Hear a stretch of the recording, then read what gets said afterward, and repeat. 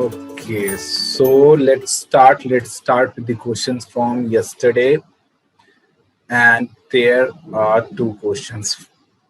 It's really funny because uh, there is something what we call is in entrepreneurship. You are required to ask questions because until and unless you are asking questions to yourself rather than somebody else, you are not going to succeed in life. Entrepreneurship is all about getting answers, and for that you need to ask questions. It can be anything. It can be uh, as idiotic question as it can be. There was a time when I was pitching in front of an investor long back. It is somewhere around 7 years back, 2014. 2014 it was 6 7 years back. At that point of time, the investor asked me what is your CAC, which is like customer acquisition cost. We know about it, but we never knew about the lingo that is used into the startup language. So I then and there I asked the investor, what do you mean by CAC? And then he gave the answer, and then we further describe everything. So it is always good to ask questions, but okay, try to develop a mindset where you ask as much question as you can. Otherwise it is a really tough and hard journey to be into entrepreneurship. It is not easy. Day in and day out, I tell everybody that entrepreneurship is not easy. So try to find out, try to ask questions, and then you need to find the answers. Otherwise it is not a place for you to survive. Even if you are if you have a job, then I think you will do better into job if you are not somebody who have a curious mind and who ask more question to himself. Okay, so let's start with the first question: how to design a successful pitch deck. We'll be talking about it on day after tomorrow, and then after that. So there will be 2 days, 2 more days. So we will be discussing pitch deck only and nothing else. The entire workshop was created for pitch deck only, but after talking to entrepreneurs, I it came to me that they even don't know the fundamentals of fundraising. So until and unless you know the fundamentals of fundraising, it will be really childish for you to just go and create a pitch deck and go and start asking for the pitch. So we will be discussing it tomorrow, day after tomorrow, and then on Friday further. And it will be the complete 2 days will be completely for the pitch deck. What are the guidelines by Startup India? What is the guideline which is provided by Ratan Tata, who also shared the template for the pitch deck? And then we will be discussing some pitch decks like Airbnb. We'll be discussing Uber and Facebook, the pitch deck from which there is their first round of funding. So tomorrow, day after tomorrow, and on Friday. Experience you have seen a person. Okay, so sir, in your experience, have seen any succeed who started at the age of 40? What are chances of success if you are a non-premium college pass out and average IQ? If you will see, maximum entrepreneurs are average IQs, because the people who are of great IQ, they generally join companies like Google and Amazon and Facebook. So people who have average IQ, they only come into entrepreneurship. So it is something that you shouldn't be worried about. Second, uh, have I seen anybody who have started into 40? So you will be surprised to know that the average age of entrepreneurship raising a startup is 42 globally, not only in India, globally. Even investors are more inclined towards investing into startup founders who have some experience under their belt, and they are not just fresh out of college. Though there is an inclination also toward the elite institute like IITs, IIMs. The reason is completely different, because when you see the investor pitch, or when you see the work the IIT and IIM people do before coming in front of the investors, that is completely different. I sat in a lot of investor pitches. Even I am mentoring one of startup which is from IIT Kharagpur, and this year we will be placing it into a YCY Combinator. So we are planning to place it into Y Combinator for the initial round of 500k USD. So the it is the sheer amount of work that they do, the preparation they have before coming to the pitch. So that's why they get more invested than others. So it is not like that if you also prepare your pitch in a great way, or if you prepare, if you have done the research in the right way, then you are going to do good into investor pitches. And the second thing is that when we talk about elite institute, the student from them came out like really good, because they already have an entrepreneur cell out there, and they have that network, that platform which is already provided to them.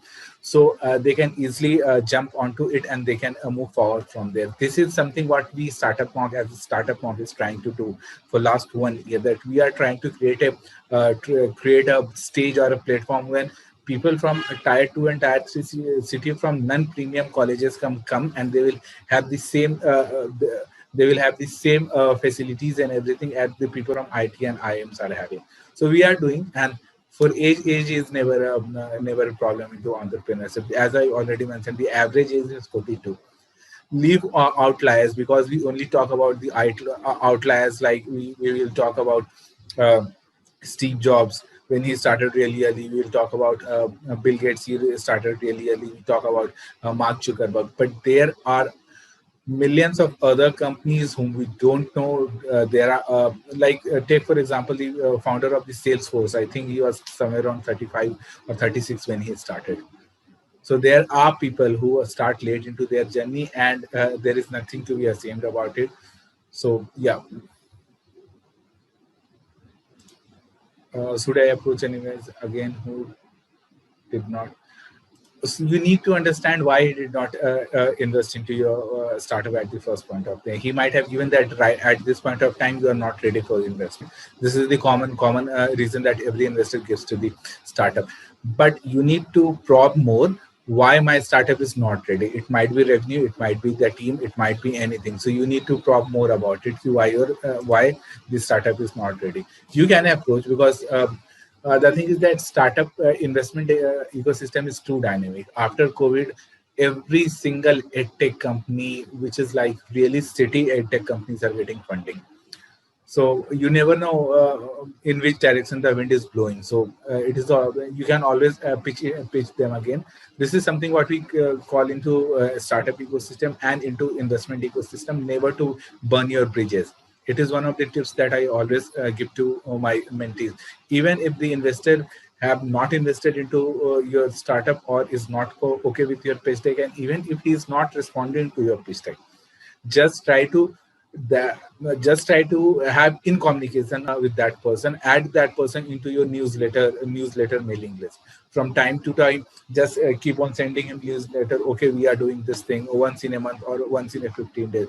So our startup has achieved this and this in last 15 days into last month. So uh, it is always okay to approach the industry, even if they have uh, rejected me. I know you might have heard about Car Dekho. It is like a really big company as of now. They are somewhere around 500 CR company. So both Amit was the founder, and his brother Anuva. So they pitched for Tata times. Third time Ratan Tata invested into their startup. So this is how things work. We'll be talking about this, and we'll be talking about this today. I think now today.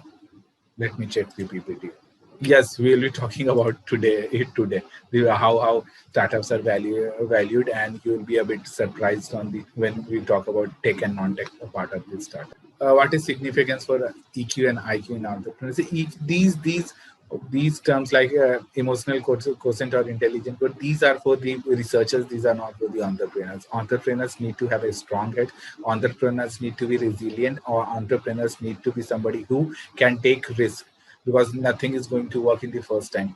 Believe me when I say, even if you are running a marketing campaign, everybody knows that Facebook advertisement work really good. You can just pinpoint a person, and you can just show that person ads continuously.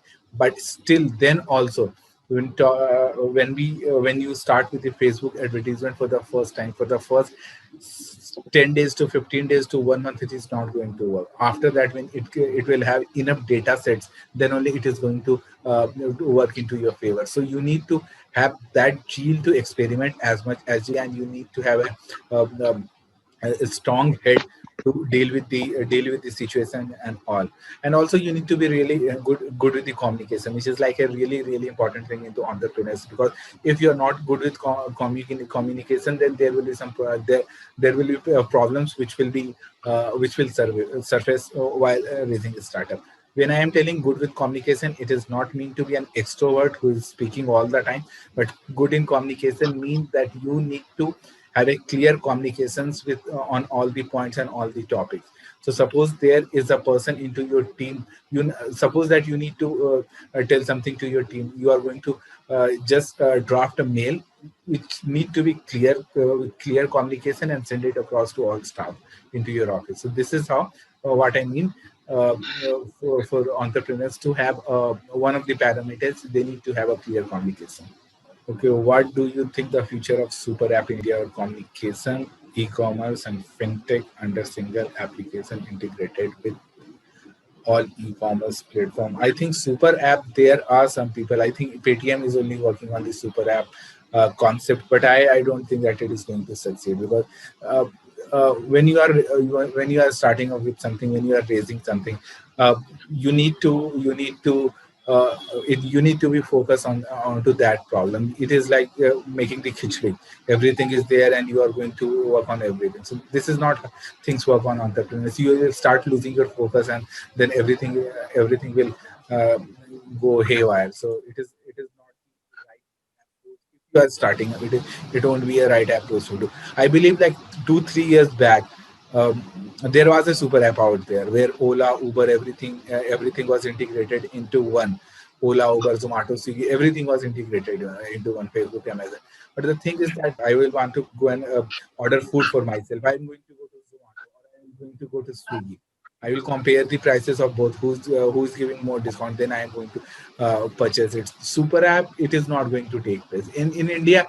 The problem with the Indian market is that India market is too price sensitive. So from wherever they are going to get a bit of discount, they are only going to purchase from that. Even I do it. So there is not no shame in telling that when I need to order food, I go on Swiggy also, I go on Zomato also. Whoever is giving me the right discount. So I order from that. So this is how things happen nowadays. So even we don't keep app into our mobile. I generally, when I need to order, I download Zomato. I order from it. When the delivery takes, when I delete my app from it. So this is the future that we are going into. So if you are trying to develop an app according to that, like a super app, so just think over there, because there is too much to do when you are talking about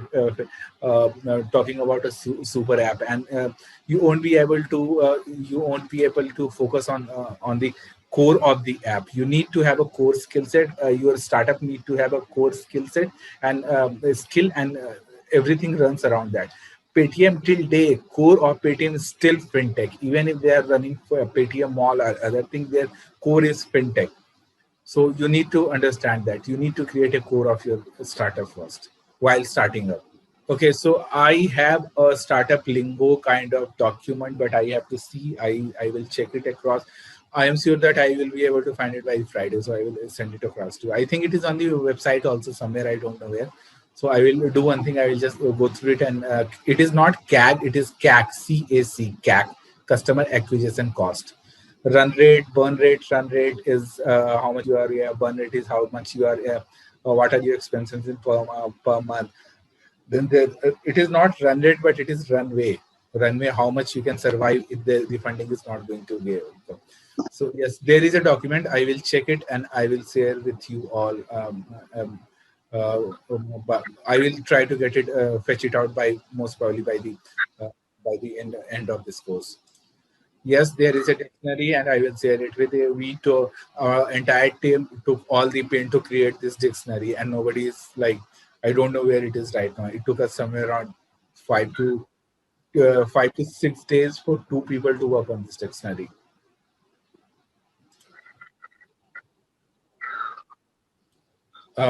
There is not much to be told about how to reach your first investor, but there are a way. You can't reach out to random investors because they also work into domains. So you need to first identify which investor is investing. Okay, so investors have their own mandates. So you need to first understand, do some research because it is a job of an entrepreneurs. Uh, uh, fundraising is almost equal to a sales job. Assign this to the team member who is like the CSO, this chief sales officer or the chief marketing officer. That person will be in a better position to raise funds for you because it is a sales job, completely sales job. You need to reach out to investor. They are going to ask five more things, then they are going to ask 10 more things, then they are going to say, okay, we are not interested into your interested into your venture. So it is a sales job. So you need somebody with that mentality. So if you have a if being a CEO, you can do that. It is well and good because sales is not a bad thing. I learned sales. I come from a background where I come from a family of bureaucrats. Then I started my career as software engineer, and then I moved into HR.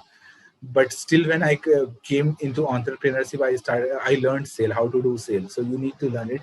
And finding your approaching your first investor, I will let you know. I will also be starting up mailing you some tips of the fundraising, whoever confirm their email addresses. So I will be mailing it to them so they can check across it. First, try to find out the mandate of the investor, which is investing into your domain. Then only reach out to it. For that, you have there are a lot of like investor summits all there, investor pitch sessions are also there. Then you can also meet them at their offices. You can reach out to them through emails. You can reach out to them on LinkedIn. So you can directly reach out to angel investment firms. And the question, as you asked this question, I believe that you haven't seen the video that we have uploaded yesterday. So I guess so.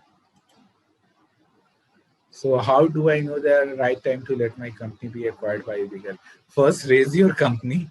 First, raise your company, make it that big, and then it will get acquired. There are some points when we talk about exit.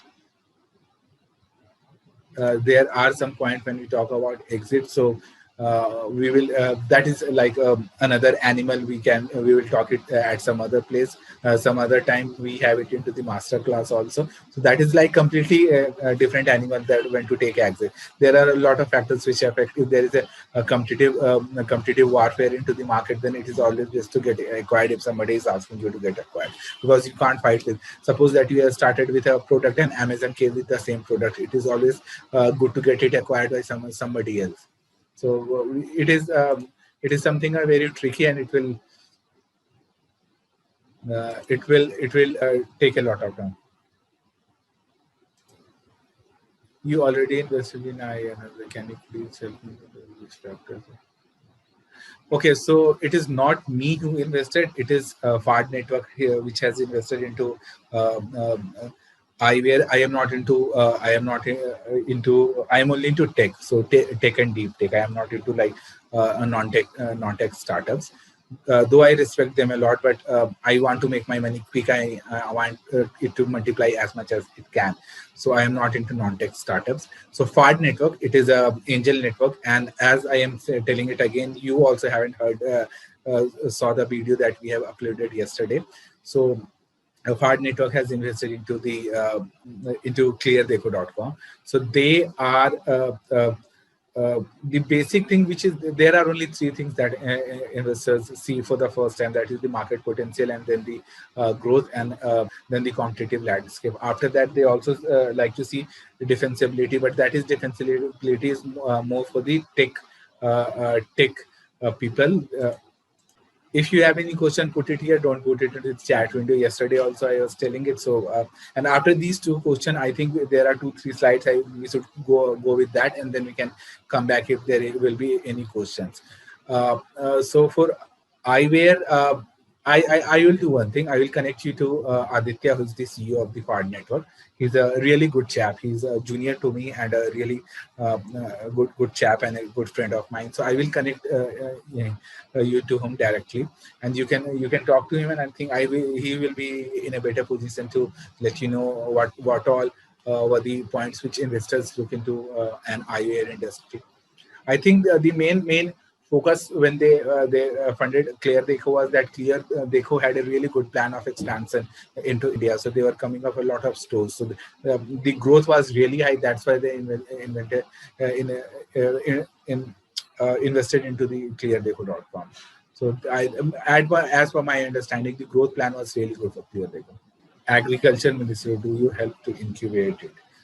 Uh, Okay, so when you are talking about you are getting has approved, the thing is that these approval from Agriculture Ministry or these approval from Startup India scheme, they do nothing. They will only give you some benefits like tax exemption, or they will give you some benefit like you will get some discount when you will be buying some purchasing some softwares and all.